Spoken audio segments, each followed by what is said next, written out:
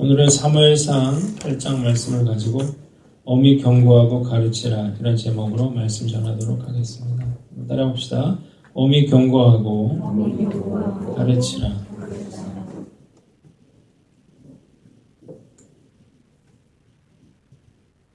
우리가 지난주 사무엘상 5장 6장을 봤고요. 7장을 뛰어넘은 것은 지난 5월 달에 제가 사무엘상 7장을 가지고 미스바의 부흥에 대해서 설교를 했습니다.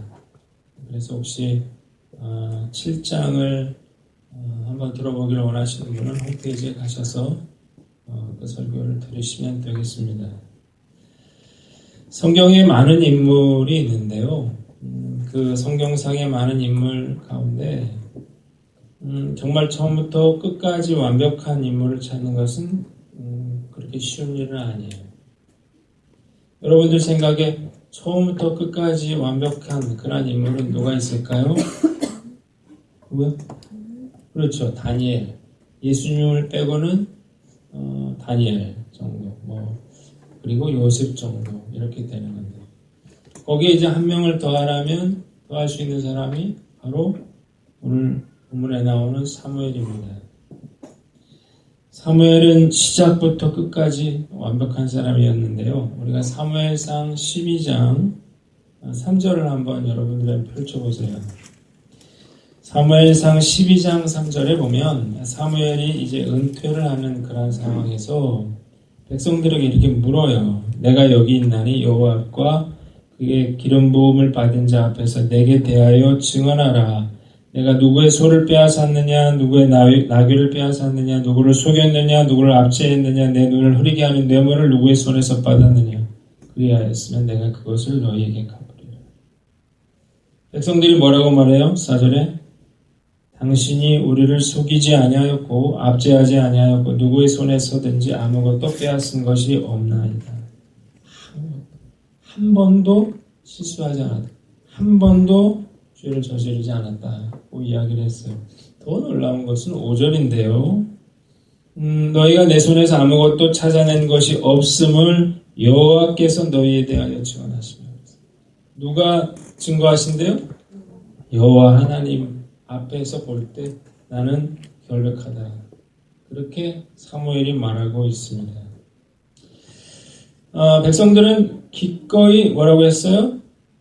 그가 증언하시나이다. 하나님이 증언하십니다. 그렇게 인정을 했습니다.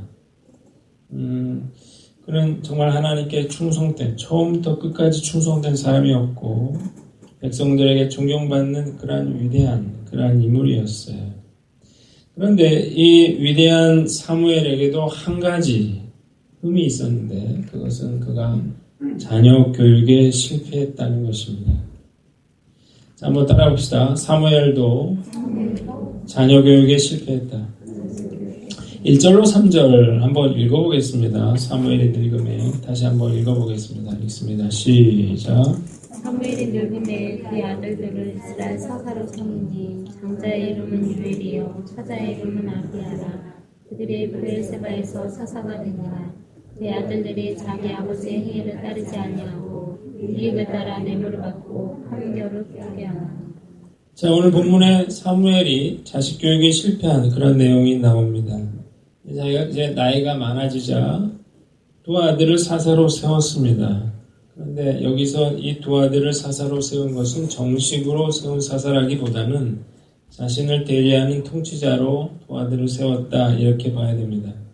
사사는 왕이나 제사장처럼 세습을 하지 않았습니다. 하나님이 필요에 따라서 그때그때 지명하여 세우셨던 거예요. 그런데 문제가 생긴 것은 이 두 아들이 어떻게 했다는 거, 뇌물을 받고 판결을 굽게 하는 그런 일을 저질렀다는 거예요. 과연 여러분들 생각에 사무엘이 이 사실을 알고 있었을까요? 몰랐을까요? 성경에 안 나오니까 모르겠지만 몰랐을 수도 있고 알았을지도 모르겠습니다.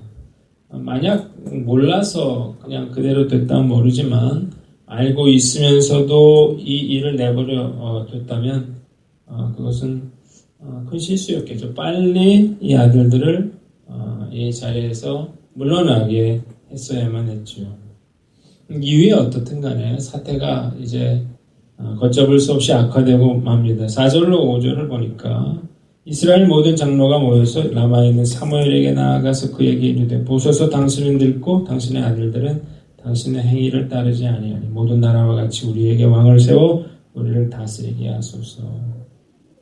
이스라엘의 장로들이 사무엘을 찾아왔어요. 당신은 늙었고 당신의 아들들은 당신을 따르지 않는데 그래서 다른 나라들 같이 왕을 세워달라 이렇게 요구를 했습니다. 여러분 사무엘 입장에서 한번 생각을 해보세요. 얼마나 큰 충격이겠습니까? 한 번도 실수하지 않았던 그런 사무엘.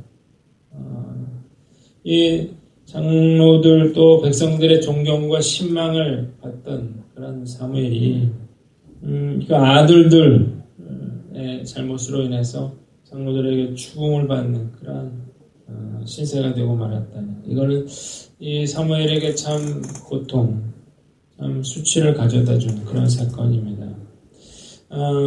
우리가 생각해 볼 건 뭐냐면 어쩌다가 사무엘의 이 아들들이 이렇게 됐을까 하는 거예요. 왜 사무엘이 이 아들들을 이렇게 키웠는지 이해가 잘 안 가는 이유는 그가 엘리 제사장의 아들들이 어떻게 되는지를 똑똑히 봤단 말이죠. 그 두 아들이 죽었단 말이에요. 그걸 자기가 두 눈으로 확실히 봤는데 어떻게 똑같이 엘리 제사장의 전처를 밟을 수 있었는가? 성경은 이것에 대해서 뭐 자세하게 언급하지 않고 있습니다. 그래서 저는 몇 가지를 한번 생각을 해봤어요. 왜 이런 일이 벌어졌을까? 왜 사무엘이 자식 교육에 실패했을까? 뭐 추측을 해봤습니다. 첫째로 사무엘이 자식들을 엄격하게 키우지 못했다는 것입니다.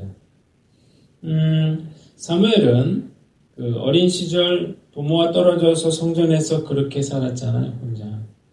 참 외롭게 자랐겠죠. 힘들게 자랐겠죠. 그래서 어쩌면 그것이 자기의 트라우마가 될 수 있었습니다.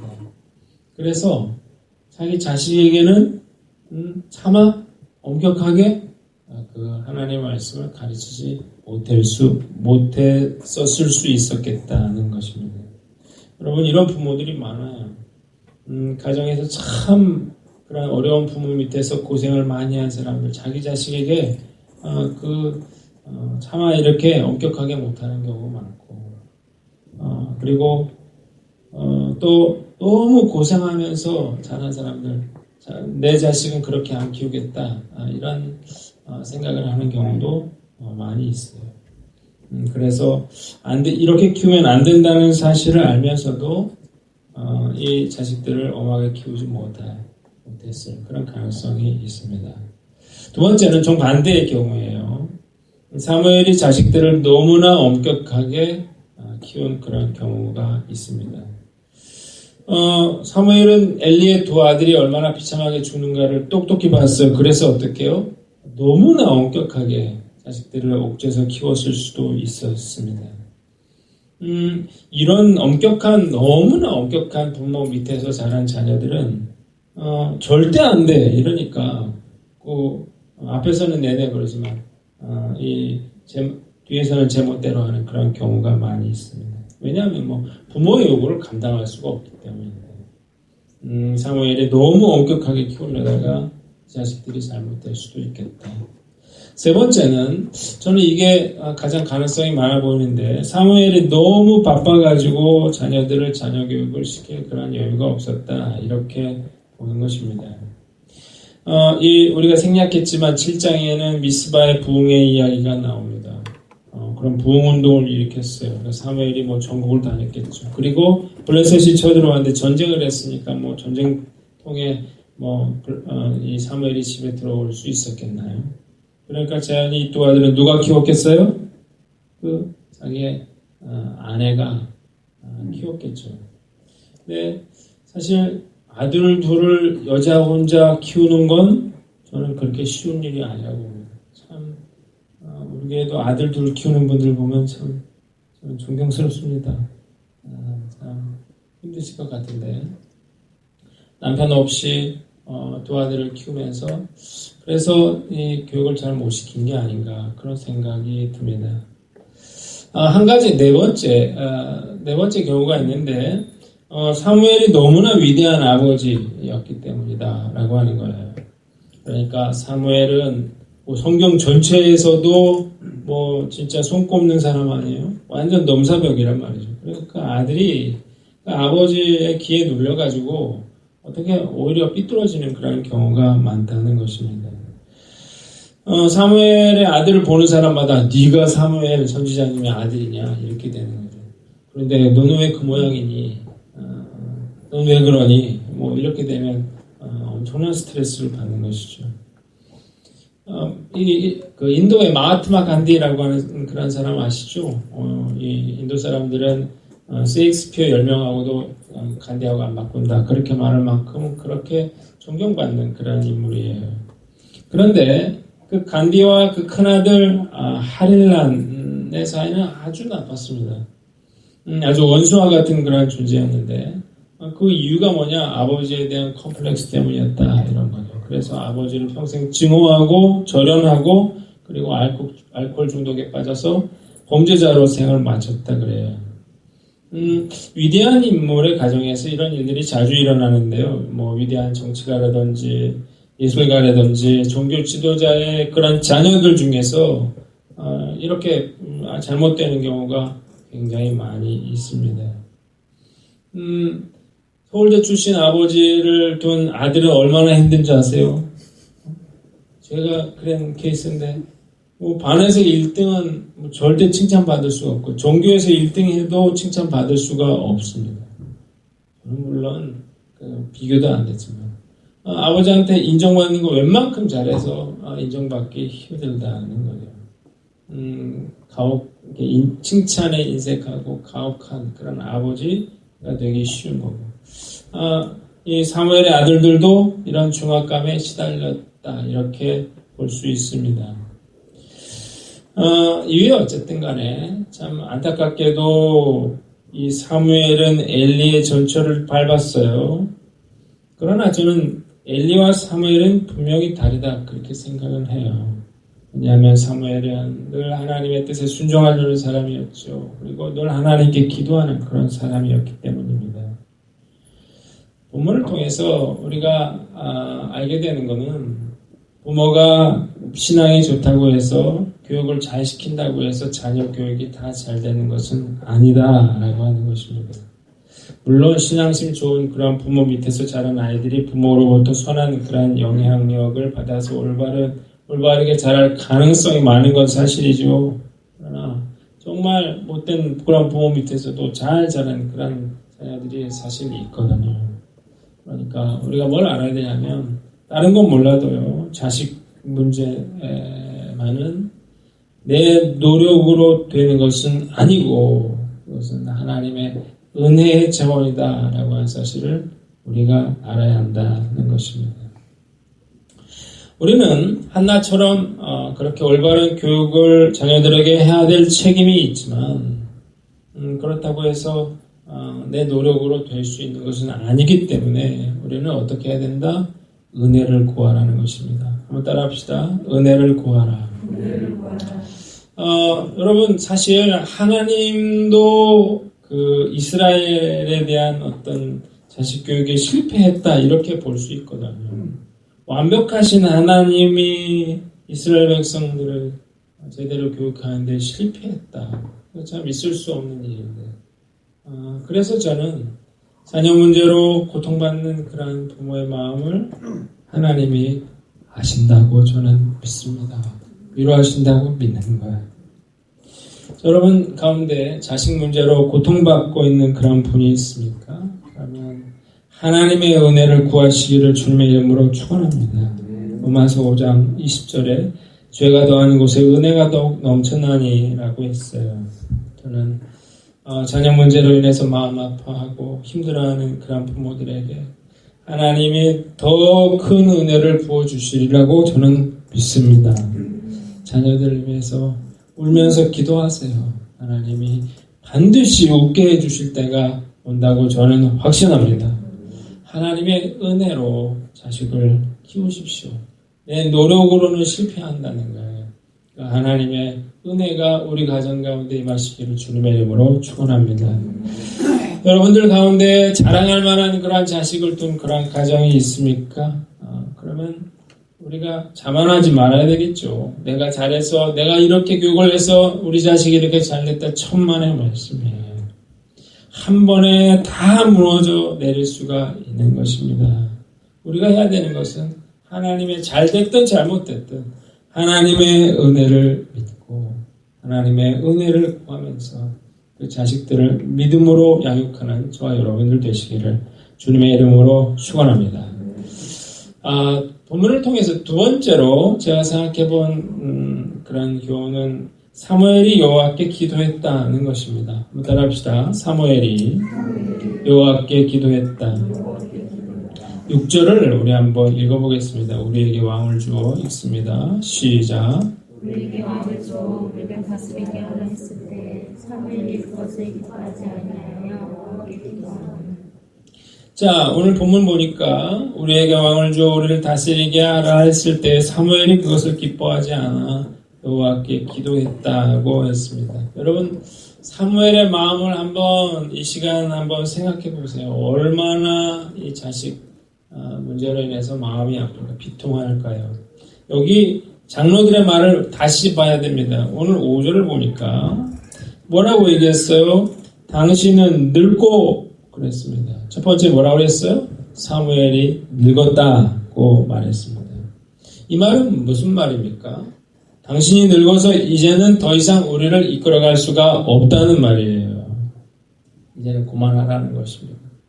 우리는 당신의 지도에 따르지 않겠다는 거예요. 사실 이건 월권이죠. 왜냐하면 사사는 누가 세워요? 하나님이 세우는 거예요. 하나님이 하라고 할 때까지 하는 거거든요. 그러니까 사무엘이 어떤 문제가 있었든 그를 물러나게 하실 분은 하나님이지 장로들이 찾아와서 당신은 늙었다 이렇게 얘기할 수 없는 거거든요. 이건 예의가 아닌 것입니다. 실제로도 사무엘은 물러날 상황이 아니었어요. 왜 그래요? 지금 하나님은 사무엘을 통해서 누구를 왕으로 세워요? 사울을 왕으로 세운다고요.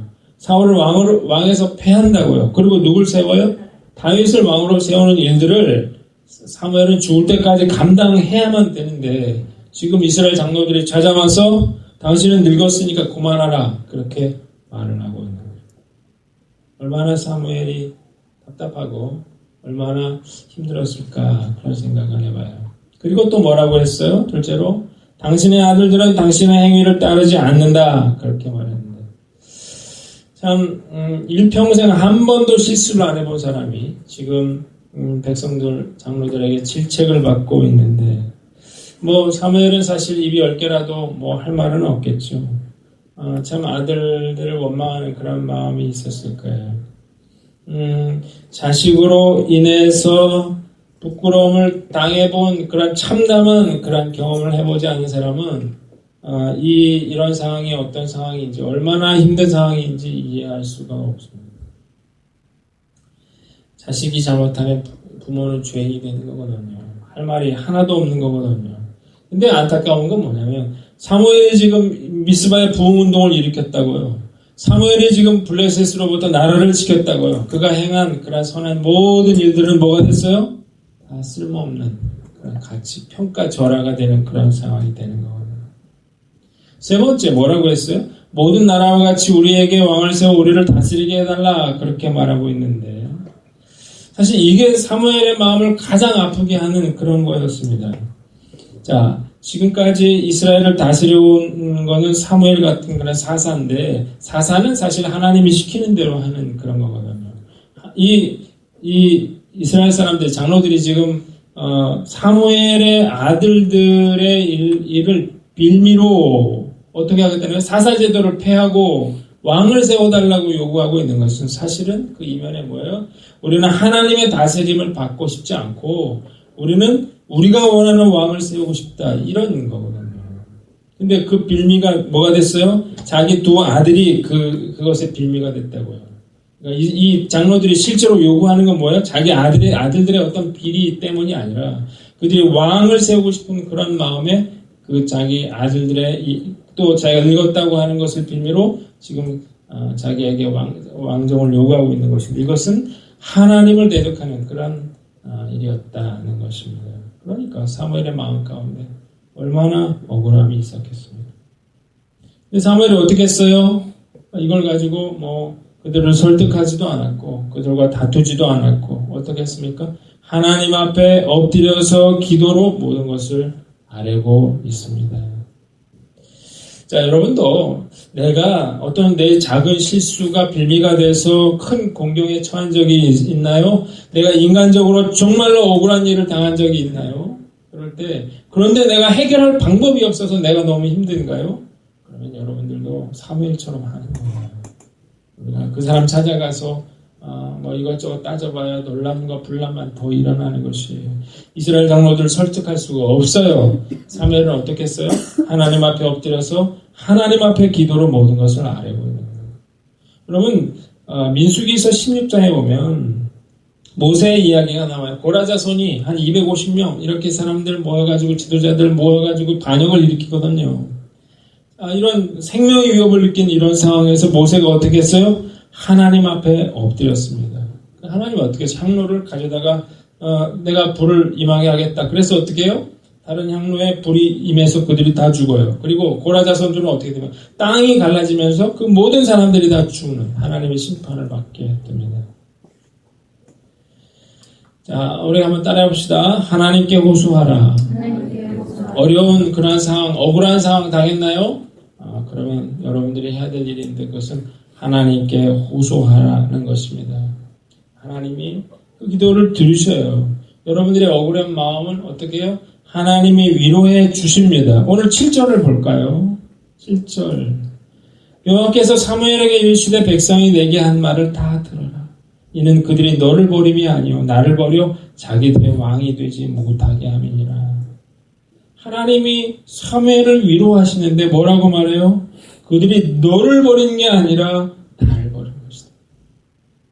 그렇게 사무엘을 위로하고 있습니다. 그러면서 뭐라고 했어요? 내가 그들을 애굽에서 인도해낸 날부터 오늘까지 그들의 모든 행사로 나를 버리고 다른 신들을 섬긴 같이 너한테도 그렇게 한 것이다. 그렇게 사무엘을 위로하고 있는 것입니다. 하나님은 사무엘의 그런 마음을 아셨어요. 그의 사사직이 자기 아들 문제로 인해서 그 권위에 도전을 받고 그가 믿음으로 행했던 모든 것들 이런 것들이 다 쓸모없이 되어지고 있는 그래서 충격 속에 있는 사무엘을 하나님은 따뜻하게 위로해 주시는 거예요. 자, 여러분 이 아들들의 잘못으로 인해서 사무엘의 권위는 실추되지 않았다는 사실을 여러분들이 아시길 바랍니다. 하나님은 사무엘을 위로했어요. 그리고 그를 끝까지 이제 사용하십니다. 계속해서 그를 통해서 일하시는 거예요. 예수님 뭐라고 했어요? 악을 악으로 갚지 말아라고 했어요. 여러분들이 정말 하나님 앞에서 떳떳하다면 우리가 해야 될 일은 하나님 앞에 엎드려서 하나님의 도움을 구하는 것입니다. 하나님이 살아계심을 믿으시기를 바랍니다. 하나님 살아계십니다. 그래서 하나님이 그 문제를 해결하시는 거예요. 내 힘으로 안 됩니다. 하나님이 살아계신다면, 하나님이 능력이 있음을 믿으신다면 우리가 그 문제를 가지고 하나님 앞에 나아가십시오. 하나님께서 여러분들의 마음을 위로해 주시고 또 그 모든 문제를 해결해 주실 것을 우리는 믿음으로 나아가는 저와 여러분들 되시기를 주님의 이름으로 축원합니다. 한 가지 더 우리가 생각할 거는 핑계 삼지 말아라는 거예요. 한번 따라해 봅시다. 핑계 삼지 말라. 여러분 보세요. 겉으로 보기에는 이스라엘 장로들이 말이 다 맞는 것 같아요. 전혀 잘못이 없는 것 같아요. 그러나 자, 하나님은 이 사무엘의 두 아들들의 잘못을 빌미로 그들이 하나님을 거절하고 그리고 그런 왕을 세우려고 하는 그런 마음이 있다고 하는 사실을 하나님이 알고 계셨습니다. 자, 하나님은요 우리의 마음을 들여다 보십니다. 여러분들이 억울할지 몰라도 하나님 보시기에 그게 억울한 일이 아닐 수가 있어요. 왜? 그걸 빌미로 내가 지금 그걸 이용할 수 있는 거거든요. 그런 일 있죠. 우리가 자녀에게 뭐 해줄 마음이 애초부터 없었는데 약속을 했어요. 근데 자녀들가 뭘 잘못했어요. 그러면 어떻게 해요? 네가 그렇게 했으니까 나는 못 해준다. 그렇게 말할 수 있거든요. 다른 사람의 실수나 잘못을 핑계로 내가 하나님께 순종하지 않는 것, 그것을 얼마든지 합리화할 수 있거든요. 우리가 잘 들여다봐야 됩니다. 하나님은 그거 속지 않으십니다. 내가 정말 억울한 것인가? 아니면 내가 하나님 앞에 그걸 빌미로 불순종하려는 그런 마음이 있는지 하나님이 그것들을 들여다보신다는 거예요. 하나님 입장에서 우리 스스로를 돌아보므로 우리가 이스라엘 장로들과 같은 실수를 범하지 않는 저 여러분들 되시기를 주님의 이름으로 축원합니다.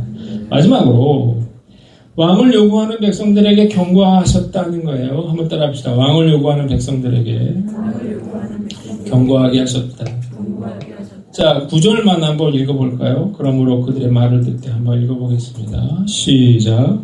그러므로 그들의 말을 듣되 너는 그들에게 엄히 경고하고 그들을 다스려야 왕의 제도를 가르치라. 자, 왕을 세워주십시오. 요구하는 백성들에게 하나님 뭐라고 했어요? 왕을 세워주라고 했습니다. 그러나 하나님 뭐라고 했어요? 엄히 그들에게 경고하고 그들을 다스릴 왕의 제도를 가르치라고 했습니다. 긴데요. 두 가지. 여기 보면 뭐라고 됐습니까? 너희가 왕을 세우면 너희 아들들을 데려다가 병거를 어거하게 하고 아들들을 1000부장 50부장을 삼게 하고 밭을 갈게 하고 추수를 하게 하고 무기를 만들게 하고 딸들을 데려다가 향유 만드는 자, 요리하는 자, 떡 굽는 자를 삼고 너희 밭과 포도원과 감람원에서 제일 좋은 것을 가져다가 자기 신하에게 주고 너희 곡식과 포도원 수산의 11조를 뺏어가고 그리고 양떼 10분의 1을 거두어 갈하고 너희가 그들의 종이 될 거라고 했어요. 너희의 노비와 가장 아름다운 소년과 나귀들을 끌어다가 자기를 시킨다고 했어요. 자, 하나님 이 본문은 길지만 두 가지로 이제 요약이 되는데 첫째는 왕을 세우면 그 왕으로 인해서 너희가 고통받게 될 것이다. 두 번째는 뭡니까? 18절 너희가 택한 왕으로 말미암아 부르짖되 그날에 여호와께서 너희에게 응답하지 않으시고 너희가 그렇게 왕을 세우기를 원했는데 그 왕으로 인해서 고통받으면 내가 너희의 기도를 들어주지 않겠다는 거예요. 여러분 왜 하나님이 왕을 안 세우려고 했는가 안 세워줬는가 그건 인간이라고 하는 존재가 너무 악하기 때문에 그런 거죠. 인간이 왕이 돼요? 그러면 하나님과 같은 권력을 갖게 됩니다. 그래서 어떻게 해요?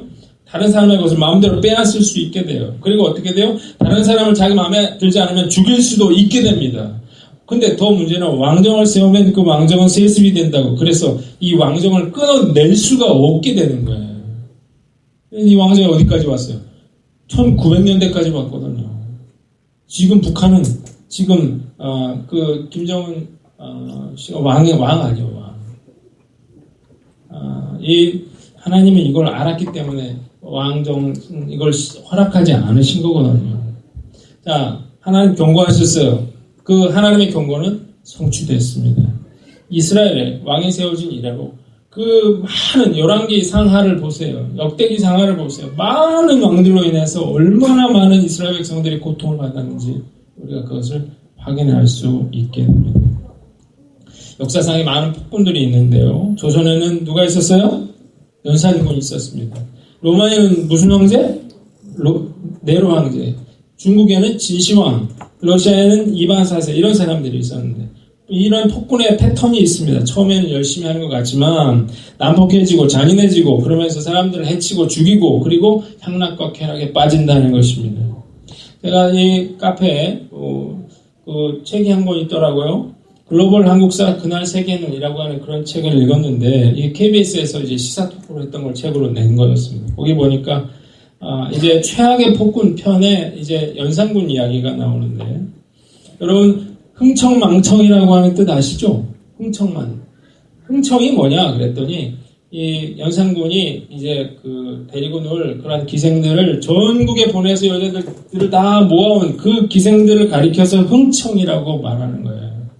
자, 이 기생들을 데려다가 어떻게 했나요? 경복궁 경회로 가보셨죠? 거기에다가 이제 연애를 벌이고 날마다 끊임없이 거기서 이제 술을 마시고 춤을 추고 노래하고 그런 일을 했는데 조선 왕조실록에 보면 그 앞에 경회로 연못에다 그 흥청들을 태우고 이제 뱃놀이를 즐겼다 그래요. 그리고 밤 늦도록 횃불을 밝혀서 밤 늦도록 그렇게 놀고 사냥을 즐겼는데 그 민가를 다 몰아버리고 밀어버리고 그리고 동물원을 만들면서 그 정말 민심이 흉악해지기도 했다 그러는 건데 다 돈이잖아요. 기생을 모으는 데도 돈이 들고 경회로에서 밤낮 없이 잔치를 벌이는데도 돈이 들고 사냥터를 만드는데도 돈이 들고 백성들의 다 보람이라고요. 이런 폭군들은 하나같이 자신의 사치라든지 향락이라든지 과시욕이라든지 이런 쾌락을 위해서 백성들의 고요를 빨아먹었습니다. 제가 놀랐던 건 뭐냐면 중국의 요순시대 정말 선한 왕들이 다스린 그런 시대라 하더라도 그 백성들의 고통받은 건 뭐 다르지 않았다는 것입니다. 자, 왕들이 제일 많이 한 건 뭐예요? 전쟁입니다. 그래서 수도 없이 많은 사람들이 죽었던 거고 그리고 그 왕위를 지키기 위해서 사람들을 죽였고 그리고 어떻게 했어요? 왕위를 빼앗기 위해서 사람들을 또 죽였던 거예요.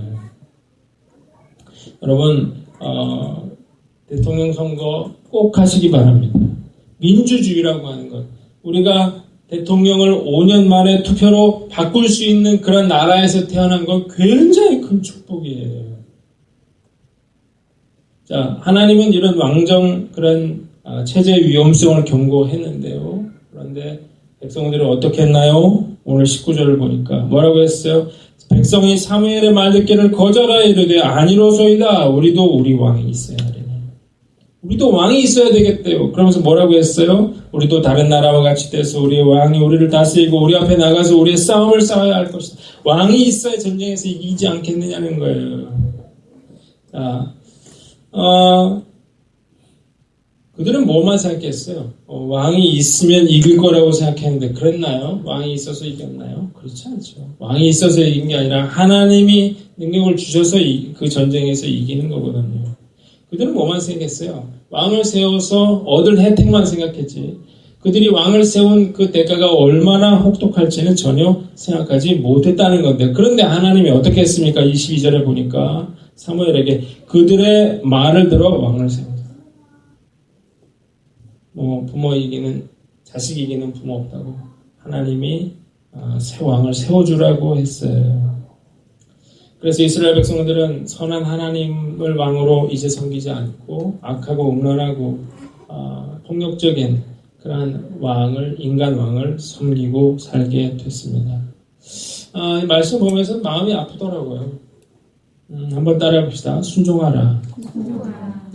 말씀을 묵상하면서 저는 그런 생각을 했어요. 사무엘의 두 아들 왜 뇌물을 받았을까요? 나는 안 받을 텐데. 천만의 말씀. 우리가 그런 권력의 자리에 올라온 적이 없기 때문에 뇌물을 우리가 안 받을 거라고 생각하는 거죠. 나도 나에게 돈을 막상 내가 가질 수 있는 돈을 사람이 준다면 과연 그걸 거절할 수 있겠느냐. 우리가 생각해 봐야 됩니다.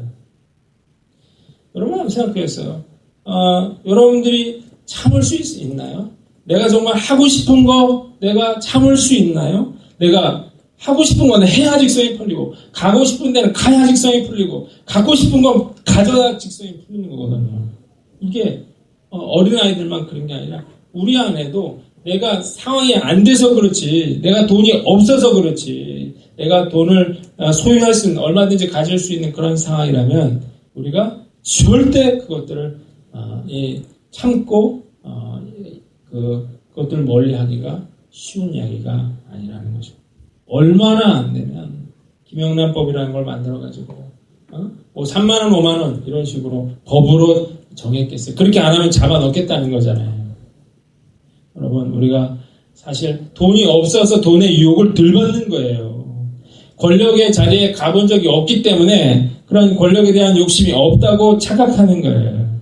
우리가 얼마든지 그런 상황 가운데 있을 수만 있다면 우리가 억지로라도 그렇게 빼앗을 수 있는 거예요. 왜 김정일, 김정은 저렇게 됐는가?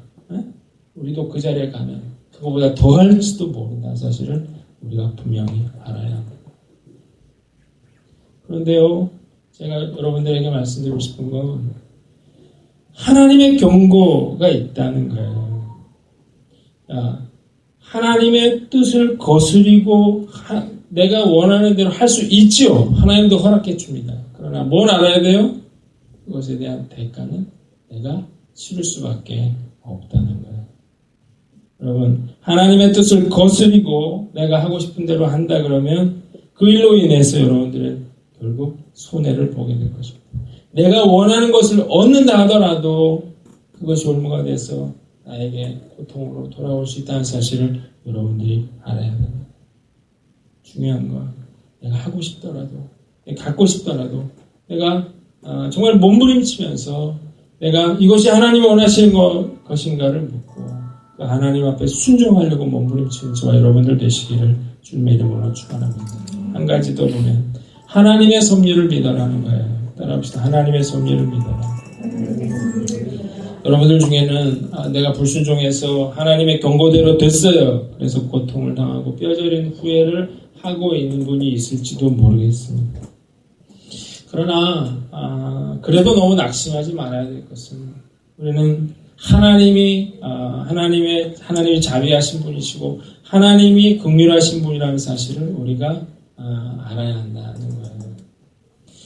비록 이스라엘 백성들이 그런 잘못된 것들을 요구했지만 하나님은 그걸 허락해 주시고 그리고 어떻게 해요?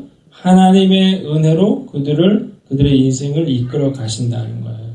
우리가 실패했나요? 하나님은 그 실패를 통해서 하나님의 섭리를 모든 것이 합력하여 선을 이루어 가실 줄을 믿습니다. 우리의 불순종을 통해서도 하나님은 하나님의 일들을 이루어 가실 거예요. 그 하나님을 생각하면 얼마나 감사한지요. 그 하나님의 은혜를 생각할 때 얼마나 기쁜지요.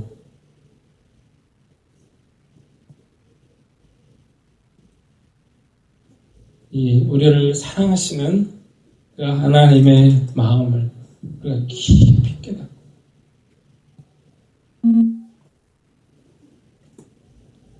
주님의 말씀 하나님을 사랑하며 믿음으로 살아가시는 저와 여러분들 되시기를 주님의 이름으로 축원합니다.